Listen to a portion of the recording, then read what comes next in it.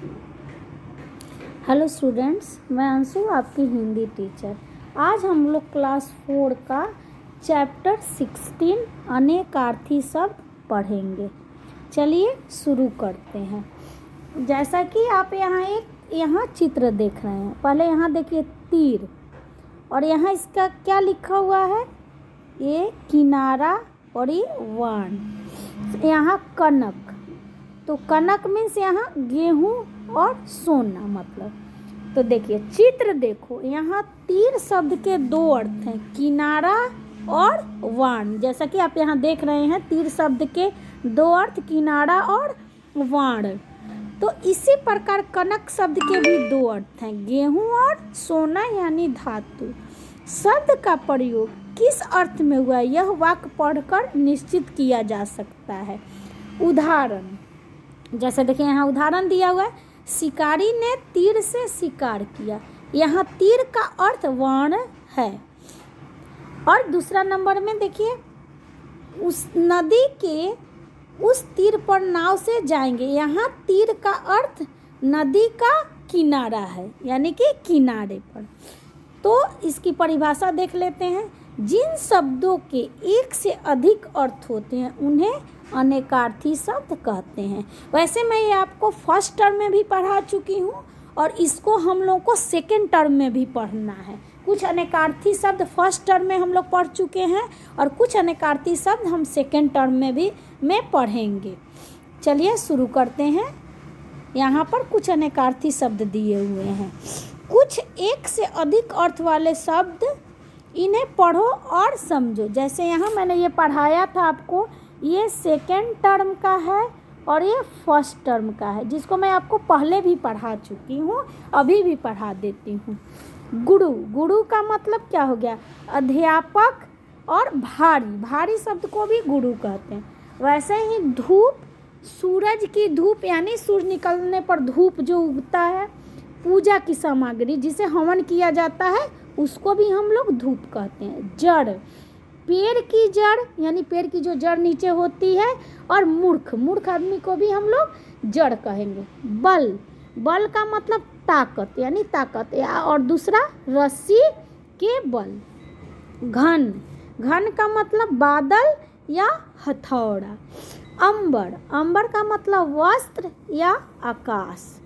पात्र, पात्र का मतलब बर्तन या व्यक्ति का नाटक में पात्र। जैसे व्यक्ति नाटक में कोई रोल लेते हैं ना, कोई जैसे रामायण का ही कोई नाटक प्ले कर रहा है तो कोई उसमें हनुमान जी बना है, कोई राम जी बना है, तो वही व्यक्ति का नाटक में पात्र, वो कौन सा पात्र लिए है, पात्र में है। चढ़ाई, चढ़ाई का मतलब हमला या पर्वत पर चढ़ना। गोल, गोल का मतलब आकृति या खेल में गोल होना। अब हम लोग सेकेंड टर्म के जो अनेकार्थी शब्द है उसको पढ़ेंगे। चलिए शुरू करते हैं। पट, पट का मतलब कपड़ा या दरवाजा। दूसरा है शाखा, शाखा का मतलब पेड़ की डाल या बैंक या कार्यालय की शाखा। जैसे होता है ना, स्टेट बैंक के कई सारी शाखाएं हैं, तो वही कार्यालय की शाखा। नाना, नाना मतलब अनेक, एक से मतलब अनेक प्रकार के, एक से ज़्यादा। और नाना माँ के पिताजी को। प्रकृति, प्रकृति का मतलब स्वभाव और या तो कुदरत। चोटी, चोटी का मतलब बालों की लट या पर्वत की शिखर, माने सबसे ऊंची चीज़ को हम चोटी कहते हैं या बालों की लट को। नग, नग का मतलब पर्वत या नगीना। और बाल, बाल का मतलब केस या बालक, बालक को बाल भी हम लोग कहेंगे। भेद, भेद का मतलब रहस्य या प्रकार। अगला शब्द है पद, पद का मतलब चरण या पोस्ट, पोस्ट मतलब दर्जा। जैसे कोई होता है ना कि कोई क्लर्क के पद पर है, कोई ऑफिसर के पद पर है, तो वही पद का मतलब चरण या पोस्ट, दर्जा। अब चलिए, अब हम लोग इसके अभ्यास को देखते हैं, करते हैं। इसको मैं पहले भी करा चुकी हूँ, फिर से आप लोगों को दोबारा करा देती हूँ। आप लोग इसको करिएगा, रिवीजन करते करिएगा। चलिए शुरू करते हैं। आओ अभ्यास करें। उचित अर्थ के साथ मिलान करो। उदाहरण देखो, जैसे धूप, तो सूरज की धूप पूजा की सामग्री।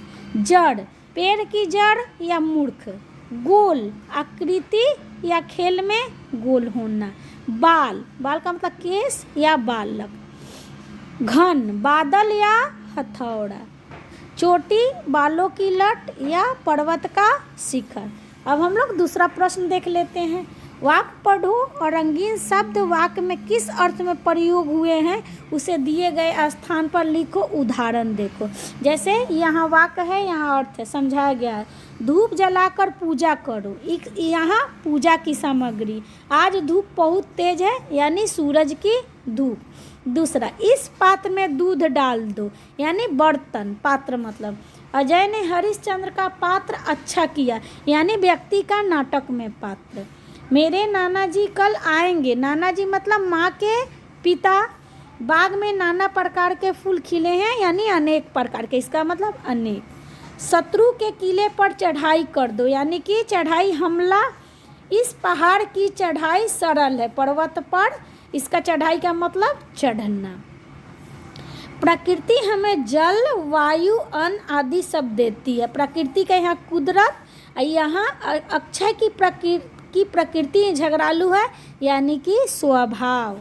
हिमालय की चोटी पर चढ़ना कठिन है, चोटी मतलब पर्वत का शिखर। शीला ने अपनी चोटी बना ली, यानी कि बालों की लट।